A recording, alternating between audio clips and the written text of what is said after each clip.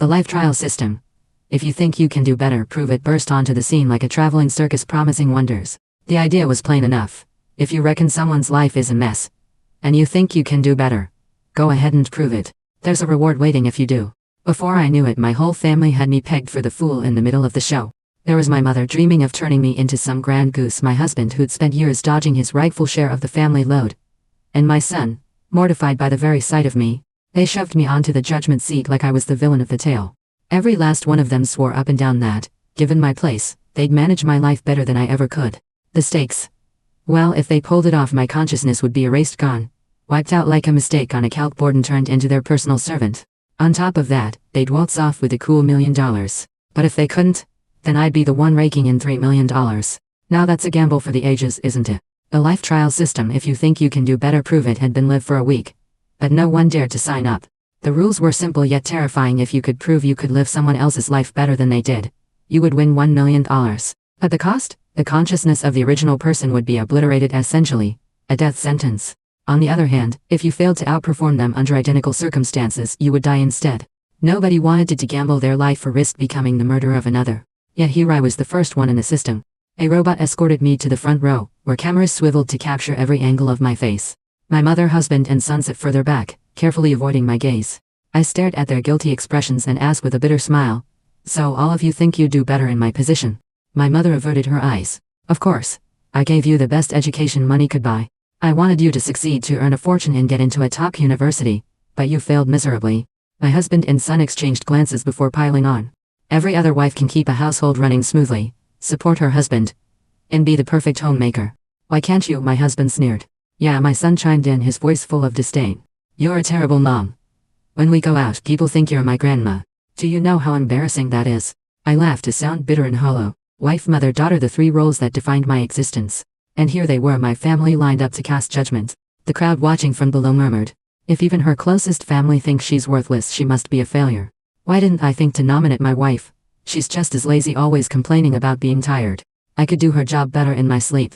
Wait, so 3 participants are lining up to challenge the lady. If the first one succeeds, does only the first participant get the reward? Or do all 3 of them share the prize? At that, my mother, husband, and son began squabbling, each eager to go first. I could only marvel at their confidence. Finally, the system's neutral voice intervened. "If all 3 evaluations succeed, the reward will be tripled for each participant." The arguing ceased instantly, replaced by excited whispers and pats of encouragement. United by greed, they cheered each other on like comrades before a battle. The system turned to me. "Ms. Adeline Carey, as the defendant, do you have any rebuttal?" The crowd below the stage erupted in irritation. "Just get on with it. Stop wasting time." Rebuttal? What could she possibly say to defend herself? Hey, sign me up next. At least I wouldn't have my mom, husband, and son hate me this much. I memorized the face of the man who said that, smiling faintly. "I have nothing to say. Let's begin." My mother was the first to take the stage. Face flushed with excitement, she greeted the audience. "Hello everyone. I'm a single mother. I worked 3 jobs every day to ensure my daughter could focus on her studies. All I ever wanted was for her to succeed." She gestured at me with disdain. But my daughter complained that studying was hard. "What's so hard about writing with a pen? It's the easiest job in the world. If she can't even manage that, what can she?" Her voice rose in indignation. "And did she repay me for all my sacrifices? No. She cut ties with me the moment she grew up. I raised a thankless, lazy daughter. If I'd had her opportunities, I'd have graduated from a top university and earned at least $15,000 a month." Her words drew a wave of agreement from the audience. "She's right. Her daughter deserves to be judged. Yeah, let's get it over with. Let her die already." The system's voice interrupted the clamor. "Ms. Vivian Wood, in which aspects of her life do you believe you could outperform your daughter?" "Every aspect," my mother declared confidently. "But if I had to choose, I'd say academics and filial piety." The system replied, "Understood. Sealing select memories and extracting consciousness. Substitution simulation commencing." The crowd gasped as my mother froze mid-breath, her body turning stiff and lifeless. All eyes turned to the giant screen, now displaying a simulation. The audience grew increasingly curious, all wondering what kind of life my mom would have had if she were me. In the simulation, a baby girl was born, a replica of me in appearance and physique. The system identified her as Subject 1. She would relive my exact life circumstances, but her goals and decisions would be driven by my mother's consciousness, stripped down to focus on academics and filial duty.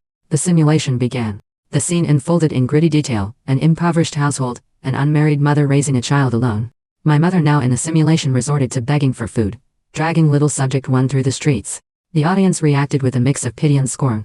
What a devoted mother. If the child knew how tough life was, she should have worked harder. Poverty builds character. Let's see if the kid can rise above it. Years flew by. By the time subject 1 turned 6, she'd received no early education. My mother, still begging, hadn't even considered enrolling her in school. The crowd grew restless. She should have started preschool by now. Well, not everyone can afford early education. Some people don't even start studying until they're adults, and they still succeed. At 8, a kind stranger pointed out that subject 1 was legally entitled to free education. This was her first encounter with the school. She gazed longingly at the students playing inside, only for my mother to slap her down with a harsh rebuke. School costs money. Do you have money? No? Then don't even think about it. The audience erupted in outrage. Wasn't she the one who said her daughter wasted educational opportunities? What a hypocrite. She's rigging the system to steal money meant for her daughter's education. A man in the audience sneered at me. You'd sacrifice your mom's life for money. No wonder your husband and son want to get rid of you too.